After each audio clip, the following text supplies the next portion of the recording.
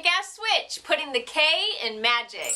I'm Joanna DeVoe, and you are watching another episode of Every Which Way.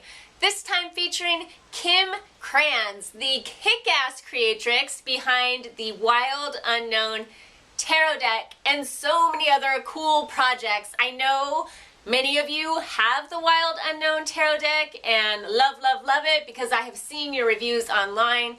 So I did this as much for me as I did for you because I love her work and I know you do too. She is also in a band with her husband, or she is. It's undecided, it's up in the air. It's a really cool band that has a similar feel to her visual aesthetic. She's making jewelry and children's books and all kinds of good stuff. And that's what we are talking about here today. So grab yourself a cup of tea, sit back, and enjoy. Hi, Kim. Welcome to Every Which Way. Hi, I'm glad to be here. Yay. I know so many people who watch these interviews are screaming at their computers right now because they are huge fans of the Wild Unknown Tarot. So this is a big honor to have you on the show today. Well, I'm glad to be here. This is actually definitely the first video interview I've done about the tarot. And I've kind of stayed quiet a bit. After putting out the deck and then putting out the guidebook, I kind of stepped back and let the deck have its own kind of momentum and trajectory. So I thought it was finally time to answer some questions and speak a little more specifically about it. Yeah, I'm excited that I get to be the one to ask those questions. Yeah, it's great. This deck, did you expect it to take off like it did? Or from the outside looking in, it looks like it just went like whoosh and did take on a life of its own. It really did. I mean, I felt like I was onto something in that the response from my friends while I was drawing the deck was like, they were super intrigued and they couldn't stop talking about it and asking about it. And I thought, well, if I want a deck like this, which was kind of the motivation for me making the deck, was that I wanted a deck I could really relate to. So, if my friends were responding in that way, I had a feeling that their friends would also be into it. Yeah. So I had a little inkling, but that is not at all. It wasn't to the degree of what's happened since the deck has come out. It's really done its own thing. Yeah. I don't know if my experience of it is correct or how it went, but I first saw it on Drag, which is a fashion store online, and I'm like, oh, how weird and cool. There's this tarot deck on this fashion, shop, and so I knew it for that at first, and then all of a sudden, all of these witchy people I'm friends with are like, oh, have you seen this deck? And it just started going into all of these other little nooks and crannies. And yeah, I mean, Drag is such an awesome place to have anything, so having it there was a really great, kind of launching pad for it, and those girls are so awesome. Yeah. But there was definitely a day, I remember the moment that I opened up Instagram and I kind of looked at how much hashtagging of the deck was going on and how far it had spread, and I was like, whoa, this is a whole other thing. And I played in a band for a couple of years, and I always longed for that feeling, that moment when you realize your band is blowing up. Yes. And I feel like that moment was kind of equivalent to it, of oh, this is that moment where this thing is just spreading and people are responding, and it's kind of becoming its own living thing. Yeah. So that was really exciting, and it put all of my band fantasies kind of to rest, because I had that feeling. I was like, yes. So the family does not exist anymore? That's your band that you have with your husband? Family band, yeah. I mean, it does, and we still...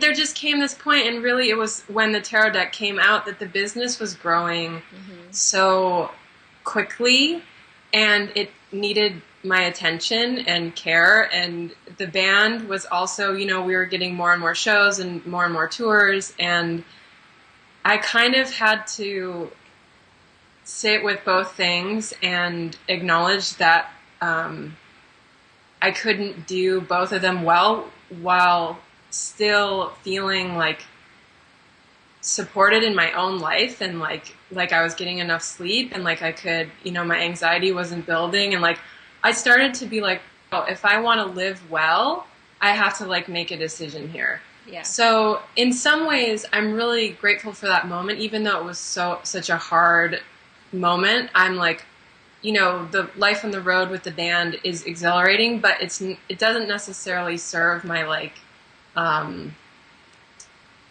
it just doesn't support me in the ways that like, having a nice life at home and being able to travel a little bit, but like having more consistency and routine and steadiness.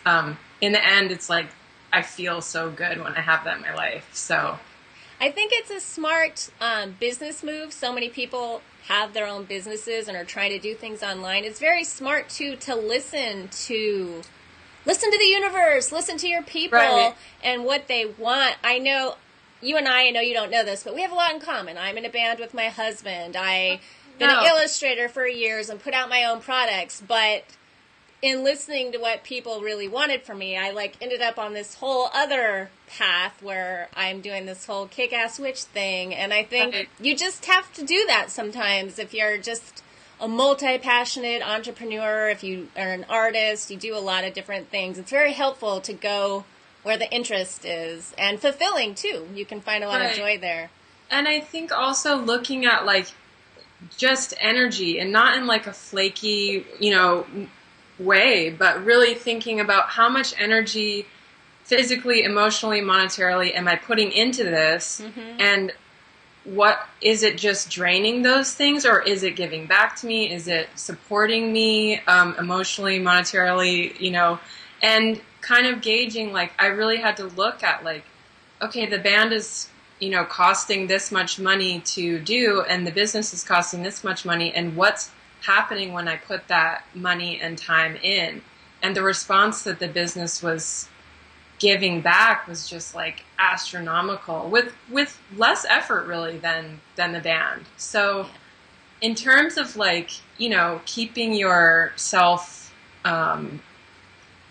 not getting like depleted and not just like running on empty, which I think is so crucial for us all to like be thinking about, like, what do I do that helps me build energy? What do I do that, thought patterns or activities or people I'm around where I end up losing my sense of self and kind of losing energy and losing steam. So that moment, it was really hard, but I look back on it and I'm like, oh man, I'm so grateful for it. And I had to choose, and I'm glad. Yeah, and you know what is also true of your work that includes the band is it all has a feel. You've created a world that is an experience for the viewer and the listener that comes together to me. To me, the music goes very well with the visuals that you've created, and you and your husband built a cabin yourselves. I just feel like you must be an authentic person because everything you put out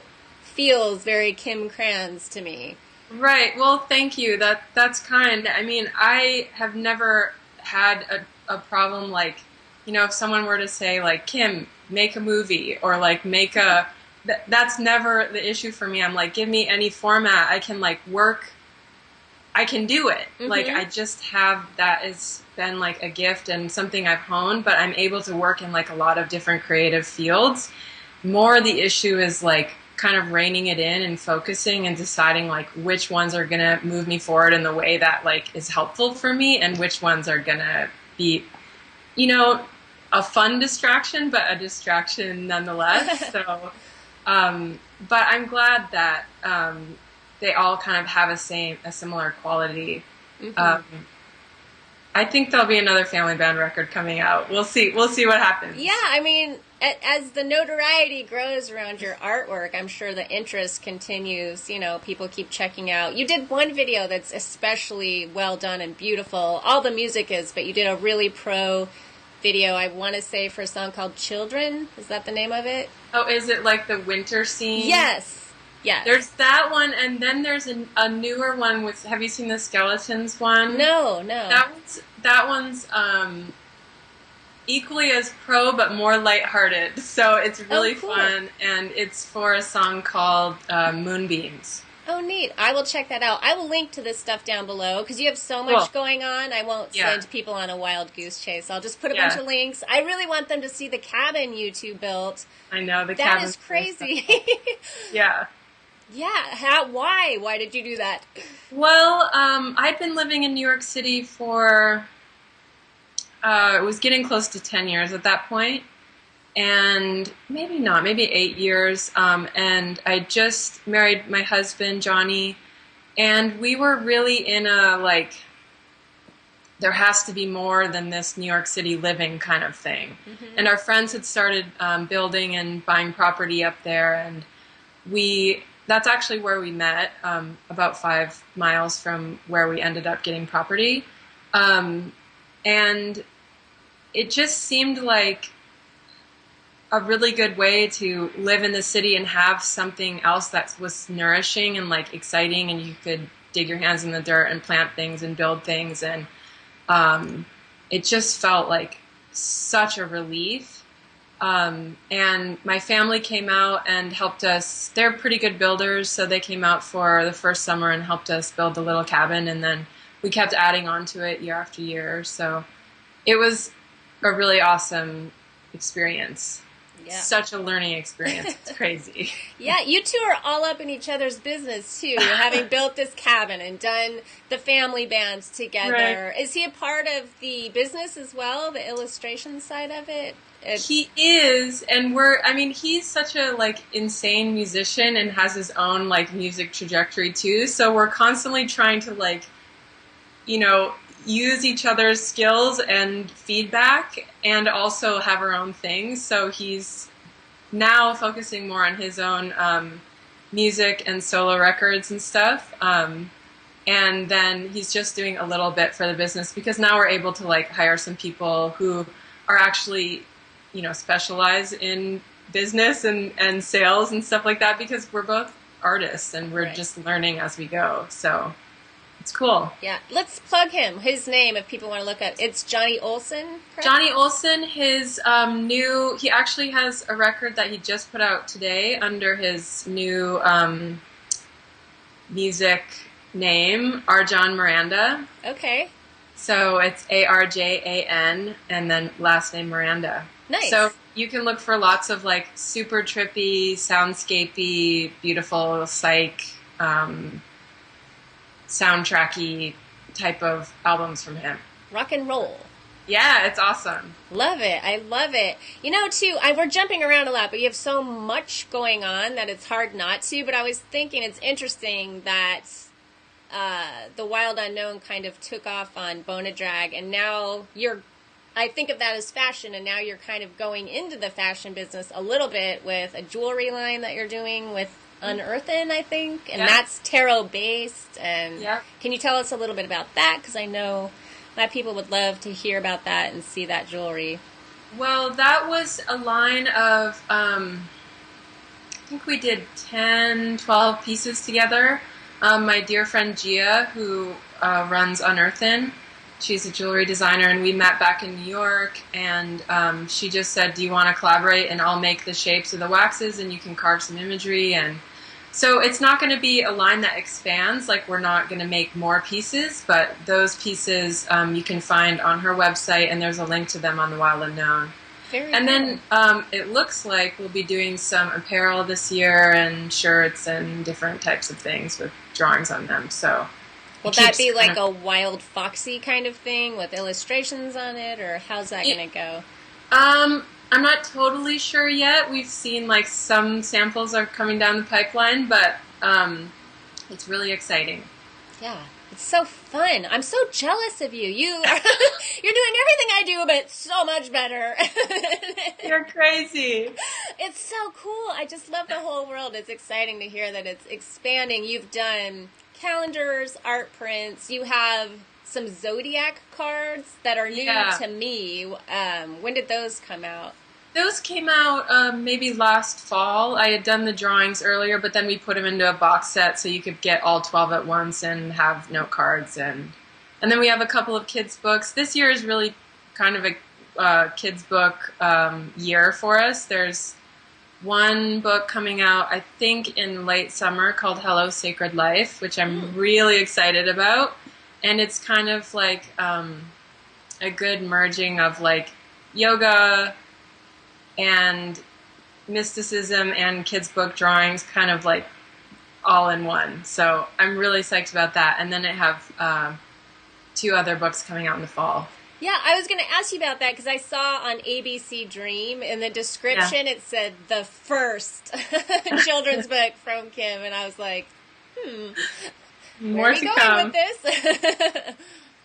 Well, it's I think it'll be a year where we're kind of trying to bridge like the kids book audience with the tarot audience, and I was more into like making kids books, especially with Hello Sacred Life, that kind of speaks to a more like mystical parent and kid. Like, what about talking to your kids about big ideas instead of just like, you know, apple and bear, and you know, those things are cool, but what if we talk to them about like the 5 elements, like, you know, even thinking about water, like you bathe in it, you drink it, it's in the ocean, and getting that concept of like some bigger things into their vocabulary seems super exciting to me. So it definitely does. I think it's a very timely idea too, especially I live like right next to Silver Lake, and I just picture like all those kind of like still hipster, but people in their like 30s and 40s that are having kids, and they're so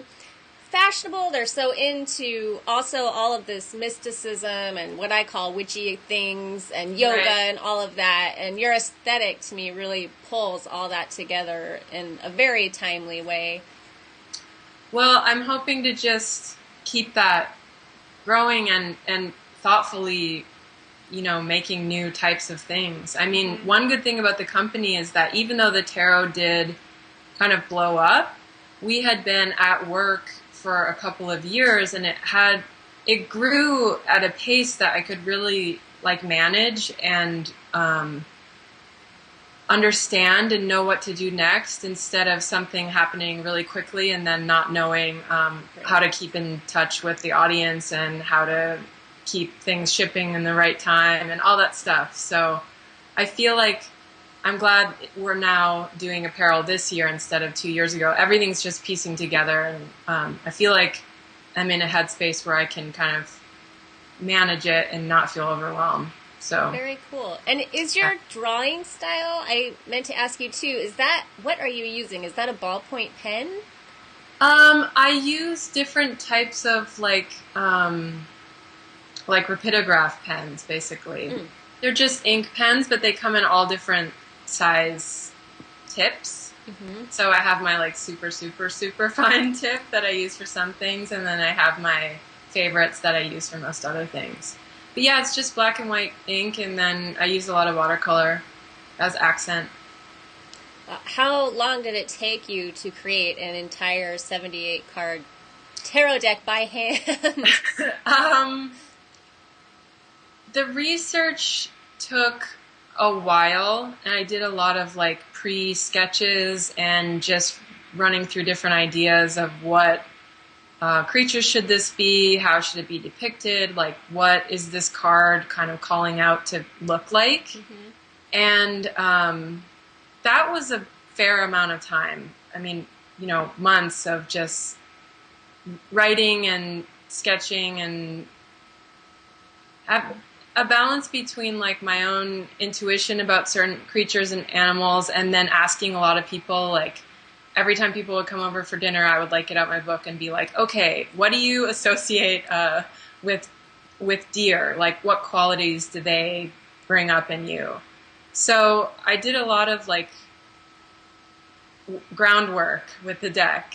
And then the drawing, I'm a pretty efficient drawer once I get on task and I'm actually at my drafting table. So it was another, you know, months, but it wasn't a year, which is good, because I was like, once I started, I was really ready to like see it through and get it into the world. Nice. It's interesting that you questioned your friends that way about like, what do you feel when you see, hear the word deer? Because a word that comes up a lot, I've heard a lot of people do video reviews of your deck. I don't know if you've had the pleasure of watching those, but there's quite a few. The word intuitive comes up a lot. Well, I'm so glad it does, because that was a real, I kind of had some loose rules with myself with making the deck. And the first was that to have it not look like other decks, like not a rehash of Rider-Waite. Exactly. It's just like, it's a great deck, but it's been done in many forms too many times, and I wanted a fresh start image-wise. Even composition-wise, I really tried to like veer away from that deck and some other really classic decks. And then I also pulled people out of it. I didn't want there to be any humans in there, because I think that can kind of get in the way of us using our intuition about things. Like we either identify with the red-haired lady who looks beautiful, or we say that's not us, or that's my mom, or that's not me.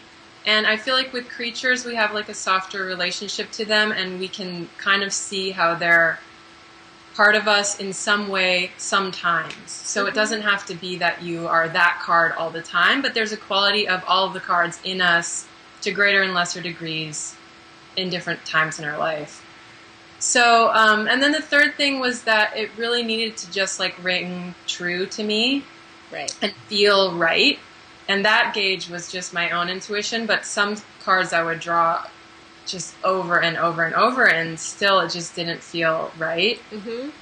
And then once I had the deck completed, I had a lot of like, I guess you call them like focus groups at our house, where I would invite people over and I'd have them organize the cards into what ones they felt connected to, which cards they had no idea what they were about. And I just took pictures of the results, and I would go back to the drafting table and be like, okay, this card consistently came up that no one has a sense of what it's about. And it's just that initial sense. I mean, you don't need to be an expert on the cards, but this idea that it just stirs something in you that you're able to kind of lead off from and apply somewhere in your life, with your own self or somewhere else, a relationship, a job.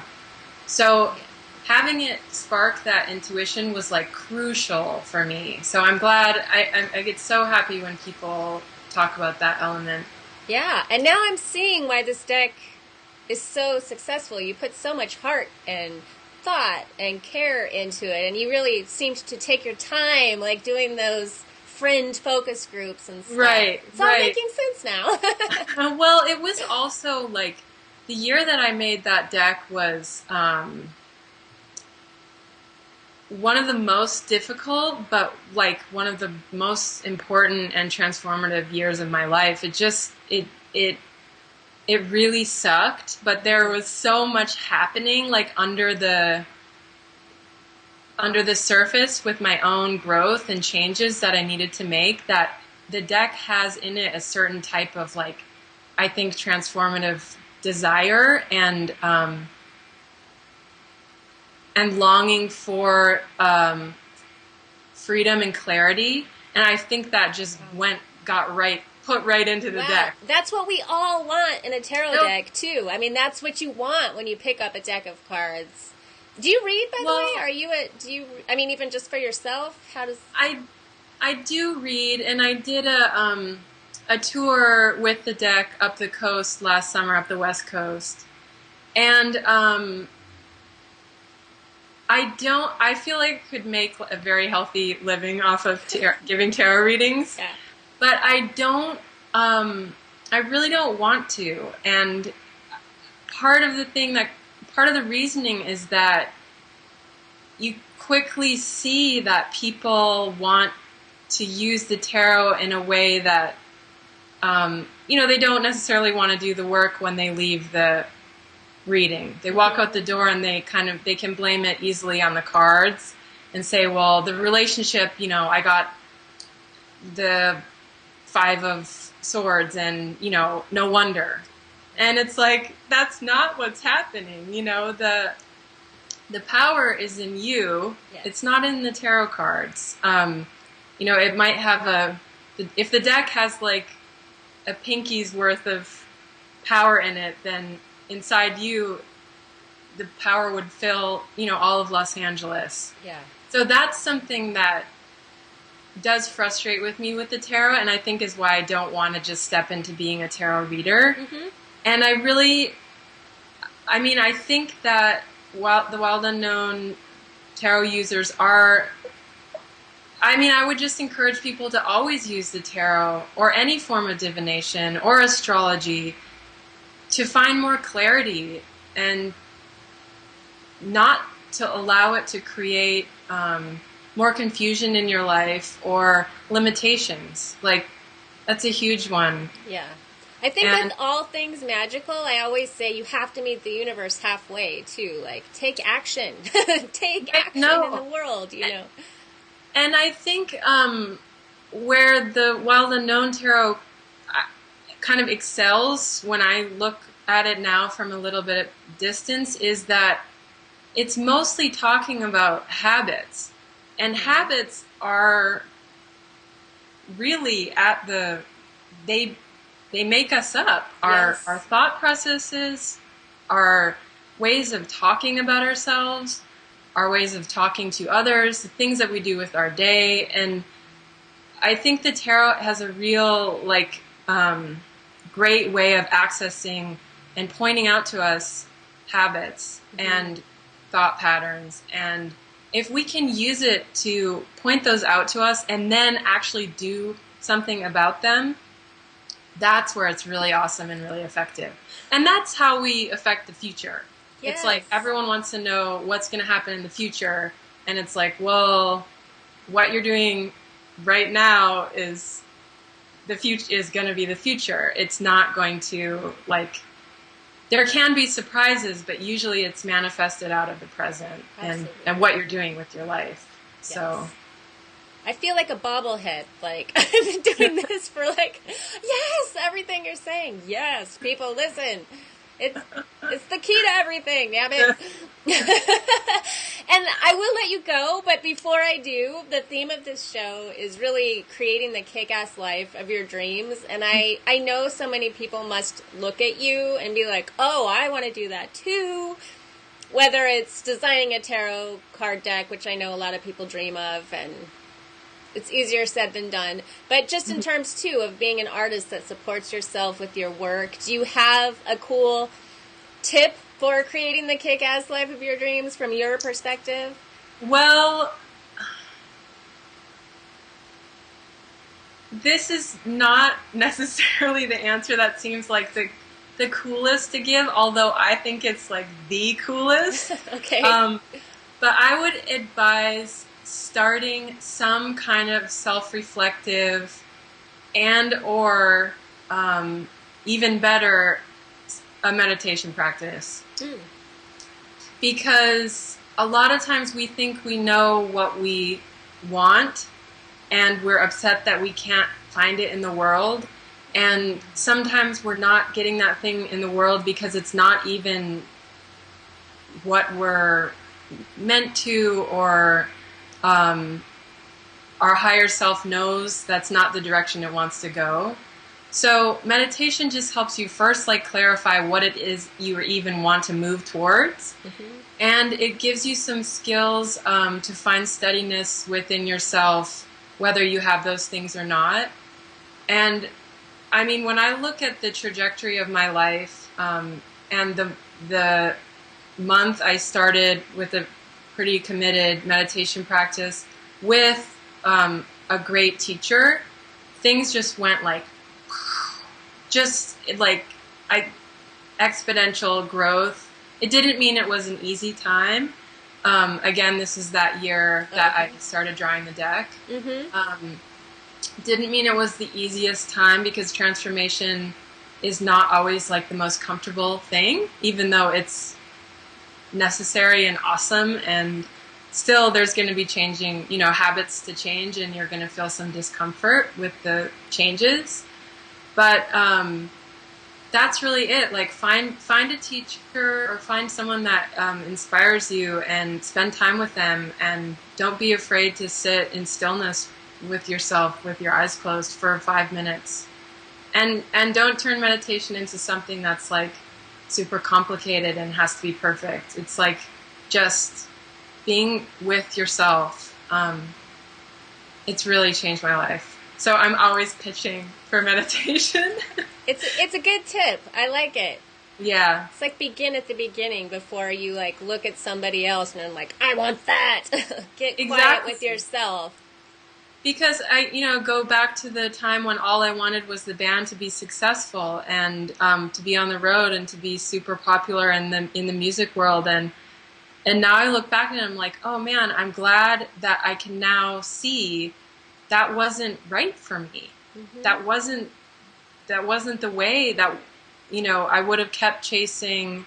Once I get this, then I need that, and then I need that to happen. And that's a big challenge in the art world, and in the creative world, the business world, is you think you need to, you're never happy with what is actually happening. You're always looking to the next thing. So any type of practice will help you become more self-reflective about why am I so dissatisfied with where I am. Yeah. Great advice. I love it. Thank you so much for doing this today, Kim. I really appreciate it. Yeah. And there's one other thing, I guess, in the self-reflective tip, too. Okay, it's like, just use, with the Wild Unknown Tarot, our tendency is to get a card and then we run to the internet and figure out what it means. And if you can sit with a card and just take 4 or 5 minutes to just think about even your reaction to it, positive or negative card, like, how come I feel like I don't deserve this awesome card? Like, there's information there. Or how come I always get these negative cards? And just do a little bit of writing, do a little bit of self-reflection before you jump or go to the internet and try to figure out what it all means. And I think we can all just use a little bit more time with ourselves and a little bit more reflection. Sweet. Cool. Yeah. Well, where can people find you on the internet? Can you give us a good master URL that will lead to your various projects? Well, the Wild Unknown is where you'll find all of the paper goods, the tarot, the kids' books, the zodiac note cards, that kind of thing. And then my website, kimkrans.com, could really use an update because it doesn't have all of the parts on it, but maybe I'll get to that.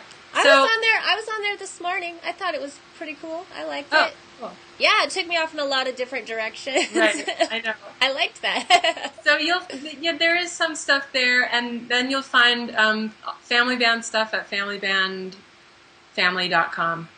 Cool. Well, thank you so much. Much love to you.